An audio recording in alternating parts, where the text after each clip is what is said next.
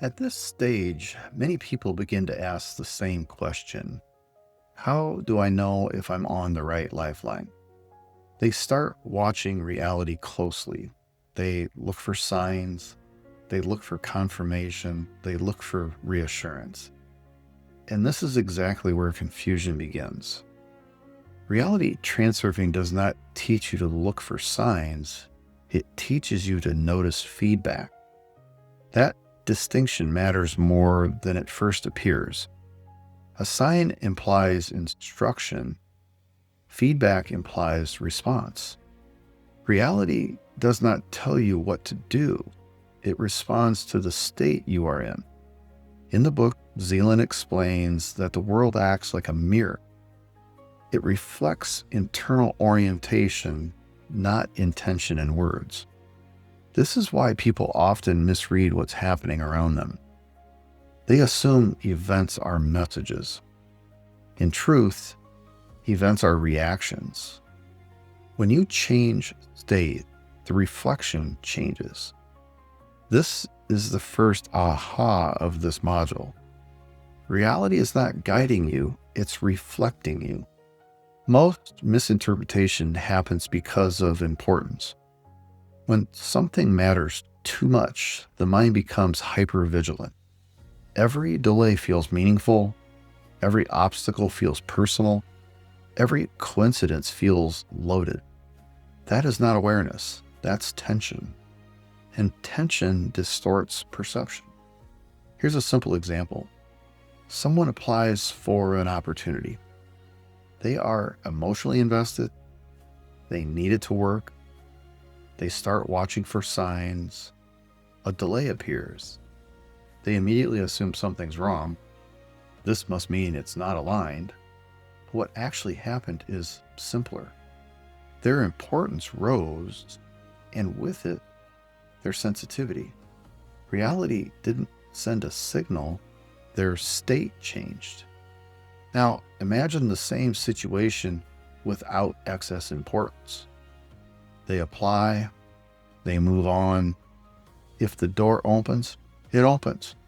If it doesn't, they adjust. In that state, feedback becomes obvious. Either momentum builds or it doesn't.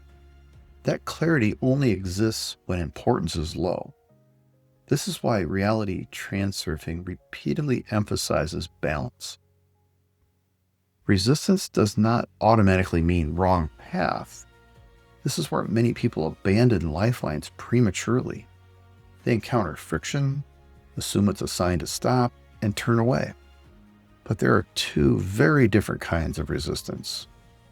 One comes from excess importance, the other comes from growth. Resistance created by importance feels heavy, emotionally charged, and draining.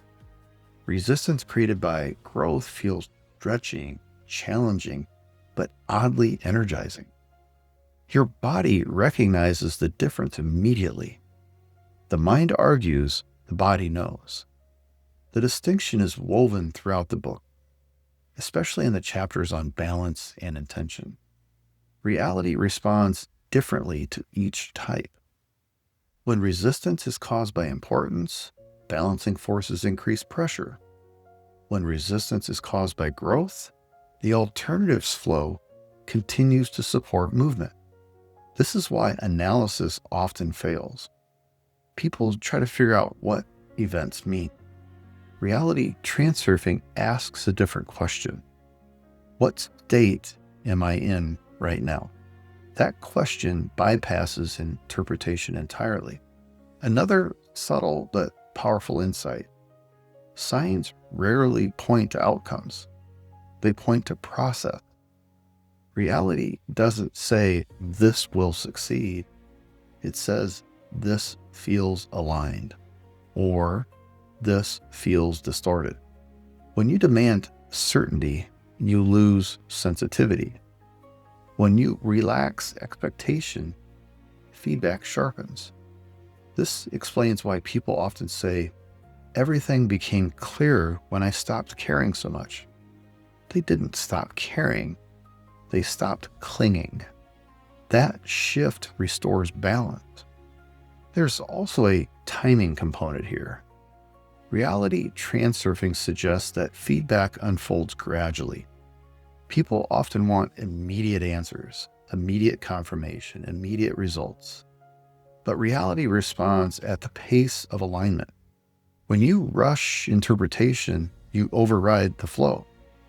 This is why patience is not passive in transurfing, it's perceptive. As you move through your day, pay attention to tone, not events. Notice how things feel when you engage.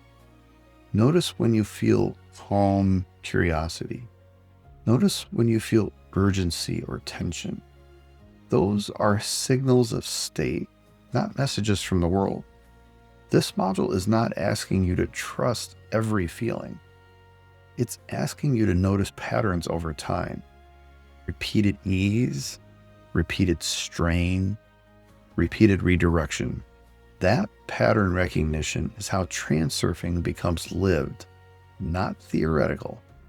In the book, this capacity develops slowly, not through effort, but through attention. When you stop demanding answers, reality becomes easier to read. And when reality becomes easier to read, navigation becomes natural. That is the real function of signs. They are not instructions. They are reflections. When you understand that, you stop chasing meaning and you start noticing alignment. When you're ready, move on to the next module.